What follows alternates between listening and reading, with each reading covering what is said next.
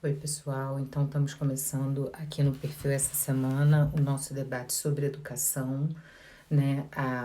O nosso interesse em debater esse assunto veio de uma percepção de que agora, nesse momento da pandemia, o tema escolaridade tem sido um tema que está mobilizando muito as pessoas, né? Tanto crianças, adolescentes, famílias, profissionais de educação, né? E na maior parte das vezes, na grande maioria, mobilizando de uma maneira negativa, sendo uma grande fonte de estresse.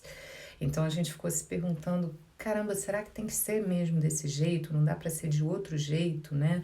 A gente está vivendo isso de dentro, porque a gente tem um filho em idade escolar em casa, e aí no meio desse caminho que a gente já estava pensando sobre isso, aconteceu o caso do menino Henry, que foi uma situação gravíssima de violência contra a criança, e então isso deu ainda uma motivação maior para a gente para entrar nesse assunto, que é como é que o autoritarismo e a violência se perpetuam através do processo de educação e como é que a gente pode fazer para mudar isso, né? Então, assim, a primeira reação de algumas pessoas pode ser dizer, bom, mas eu não sou autoritária nem violenta. E aí eu vou te fazer uma proposta. Faz uma pausa e procura se consultar internamente, de verdade, sobre como, quando você comete um erro, ou quando você sente que tem alguma coisa que você ainda precisa aprender, que você não domina bem, ou tem um projeto que você gostaria de colocar em prática, como é que você se trata? Faz uma consulta sobre como é o seu senso de autoridade interna, né? Será que você se trata bem quando você precisa usar a sua autoridade interna?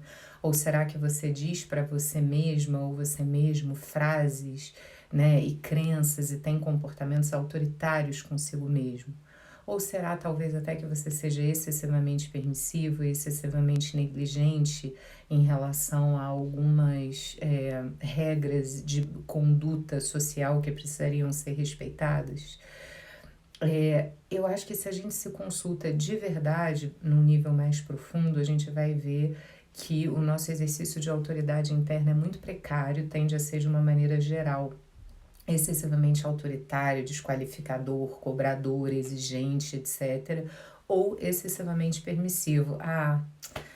Não, dá muito trabalho, não vou fazer, né? Essa tendência existe dentro de todos nós. Por quê?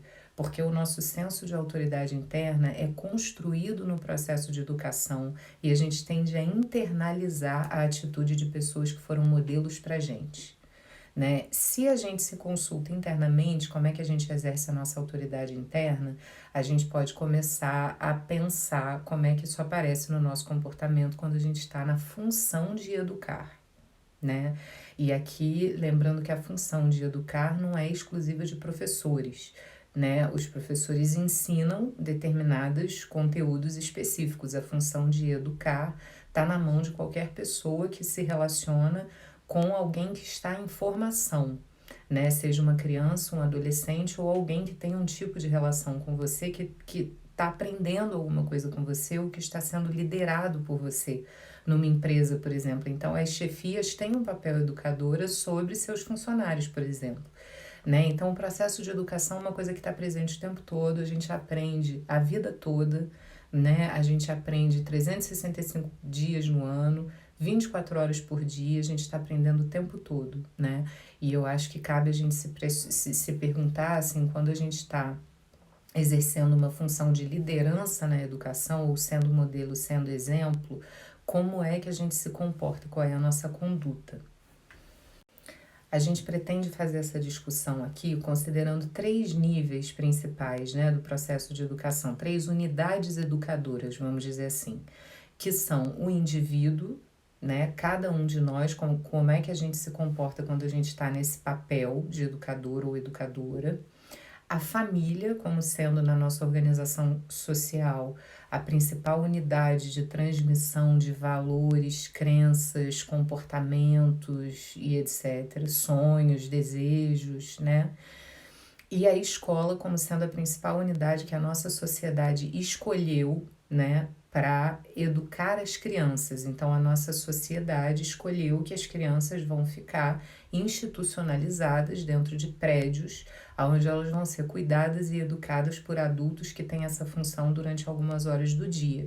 É a nossa opção enquanto sociedade, não são todas as sociedades que funcionam assim, né? Sociedades mais primitivas, como tribos indígenas, por exemplo, não institucionalizam as crianças. A gente fez a escolha de institucionalizar, né? E uma vez que a educação é feita de maneira institucional, quais são os excessos, né, que se cometem dentro desse formato de educação. Então, tudo isso é alguma coisa que a gente pretende discutir aqui. Agora, partindo das unidades menores para as maiores, né, quer dizer, partindo de nós, a gente quer trazer aqui uma referência que é muito cara para a gente, que é a referência do William Reich, que foi o fundador das psicoterapias corporais. Vamos falar aqui de duas contribuições importantes que o Reich deu nesse sentido. A primeira é que o Reich, durante a sua vida, além de trabalhar como psicoterapeuta clínico e pesquisador, ele atuou em diversos projetos sociais, fazendo trabalho com grupos de adolescentes, de jovens, de mães, de pais, de funcionários, de trabalhadores, né? Então ele dedicou uma boa parte do seu trabalho e do seu dinheiro para fazer projetos sociais. E trabalhando nesses projetos, ele trouxe uma ideia, né, que é um vetor do pensamento reichiano, que é o seguinte: todo processo de transformação social precisa ser acompanhado de um processo de transformação subjetiva interna que ancore essas mudanças, né? Se a gente faz mudanças nos nossos acordos sociais, mas internamente os nossos processos emocionais não mudam, a gente tende a agir de uma maneira diferente e repetir os mesmos erros. Então, a gente precisa cuidar da nossa saúde mental se a gente quiser de verdade sustentar um processo de transformação social. Nesse sentido, dentro da perspectiva reichiana, psicologia e educação são ciências irmãs, né? Porque quando a gente trabalha com adultos, a gente está trabalhando sobre os efeitos que o processo de educação tiveram sobre a estruturação psíquica e emocional das pessoas.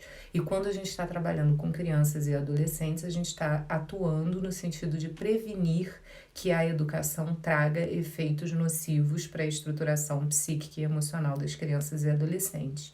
Então, psicologia e educação são ciências irmãs, a gente está o tempo todo trabalhando lado a lado, né? E o Reich propôs uma ideia, né, assim, aí por ser terapeuta clínico e ter um tipo de trabalho em que ele conhece a dinâmica emocional das pessoas em profundidade, né, o Reich propôs que o autoritarismo e a violência e também a submissão, né, a submissão a regras e leis e padrões de relação que são totalmente contrários às nossas necessidades e à nossa humanidade, vamos dizer assim, né? Então, autoritarismo, violência e submissão, na sua origem, se a gente vai conhecer as pessoas em profundidade, na origem desses padrões de comportamento, a gente sempre vai encontrar a repressão de dois impulsos naturais: sexualidade e agressividade.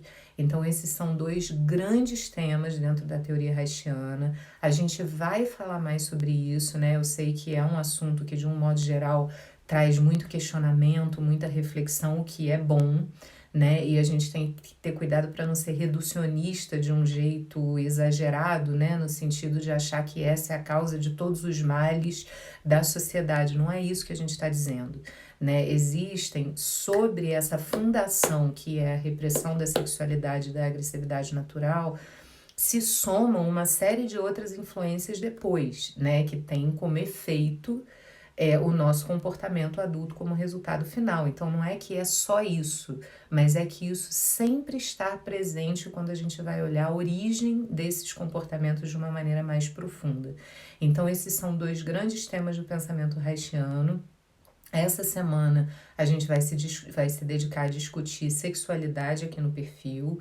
Então amanhã vai ter um vídeo falando um pouco mais sobre esse assunto e a gente vai convidar essa semana também a Tatiana e a Valéria para falarem sobre um projeto que elas estão criando para atender e tratar questões de natureza sexual. E vamos assim, perceber a importância disso, né? Tanto para a nossa saúde mental e emocional, quanto para a nossa saúde enquanto coletividade. Então, se você tem interesse por esses assuntos, fica com a gente, participa, contribui, faz perguntas, dá a sua opinião. Espero que a gente possa construir um espaço aqui de debate frutífero e democrático para a gente avançar em relação a isso. Sejam muito bem-vindas, muito bem-vindos e até breve.